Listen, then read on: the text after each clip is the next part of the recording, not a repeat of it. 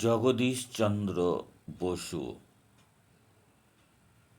জগদীশচন্দ্র বসু ছিলেন একজন বাঙালি পদার্থবিদ, জীববিজ্ঞানী এবং কল্পবিজ্ঞান রচয়িতা ছিলেন। ভারতীয় উপমহাদেশে ব্যবহারিক এবং গবেষণাধর্মী বিজ্ঞানের সূচনা হয় জগদীশচন্দ্র বসুর হাত ধরে। Institute of Electrical and Electronics Engineers Jagadish Chandra বসুকে রেডিও তরঙ্গের একজন জনক হিসাবে অভিহিত করা হয়। তাকে আমরা জগদীশচন্দ্র বসু হিসাবেই চিনে থাকি। জগদীশচন্দ্র বোস আমেরিকার পেটেন্ট প্রাপ্ত ভারতীয় প্রথম বিজ্ঞানী ছিলেন। আচার্য জগদীশচন্দ্র বসুকে উল্লেখ করে কবিগুরু রবীন্দ্রনাথ ঠাকুর বলেছিলেন, ভারতের কোনো বৃদ্ধ ঋষির তরুণ মূর্তি তুমি হে আর্য আচার্য জগদীশ।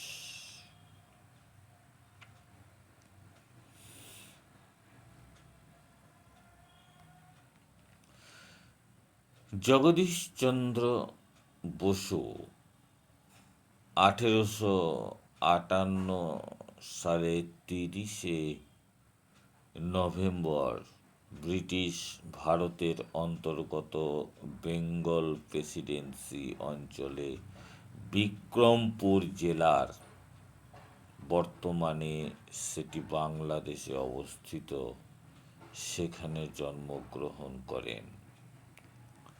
তার উল্লেখযোগ্য আবিষ্কারের মধ্যে রয়েছে গাছেরও প্রাণ আছে, এটি প্রমাণ করেছিলেন তিনি প্রথম।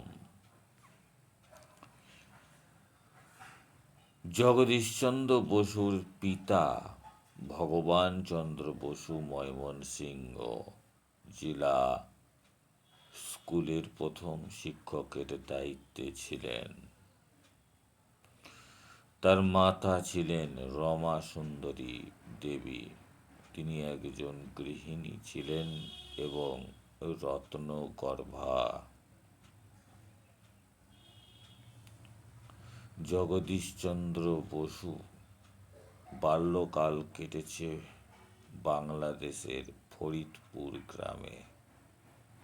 স্বাভাবিকভাবেই সেই কারণে তিনি তার প্রাথমিক শিক্ষা সেখানে গ্রামের বিদ্যালয় থেকে শুরু করেন।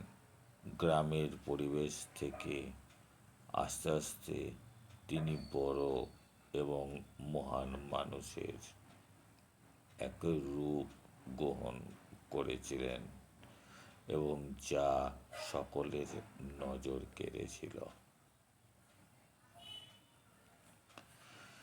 তার পিতার ইচ্ছামতো কয়েক বছর সে তার গ্রামে নিজের মাতৃভাষায় পড়াশোনা করার পরে জগদীশচন্দ্র বোস 1869 সালে তাকে কলকাতায় পাঠানো হয় উচ্চ শিক্ষা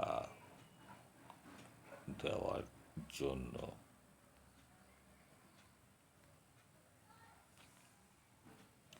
এরপর তিনি ভর্তি হন সেন্ট জেভিয়ার্স কলেজে। 80 সালে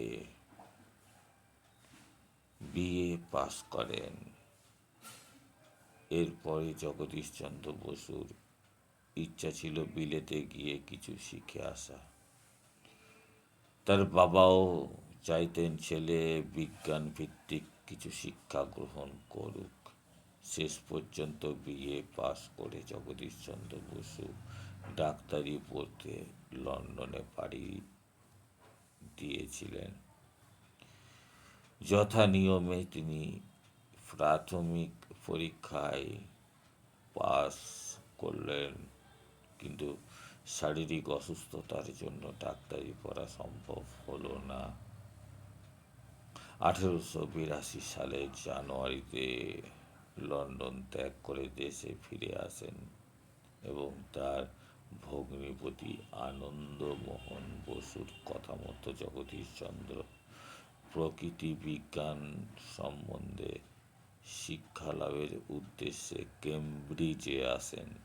সেখানে তিনি ক্রিস্ট কলেজে ভর্তি হন এবং প্রাকৃতিক বিজ্ঞান অধ্যয়ন শুরু করেন।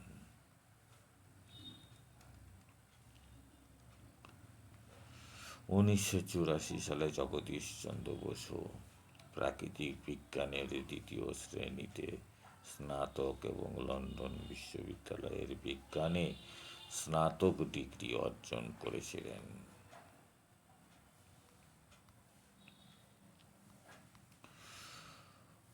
35 বছর বয়সে তার জন্মদিনের এক উৎসবে তিনি নিজেকে পুরোপুরি বিজ্ঞানের সাধনায় নিয়োজিত রাখার শপথ নিয়েছিলেন। শিক্ষক হিসাবে বোস তার ছাত্রদের মধ্যে খুব জনপ্রিয় হয়েছিলেন।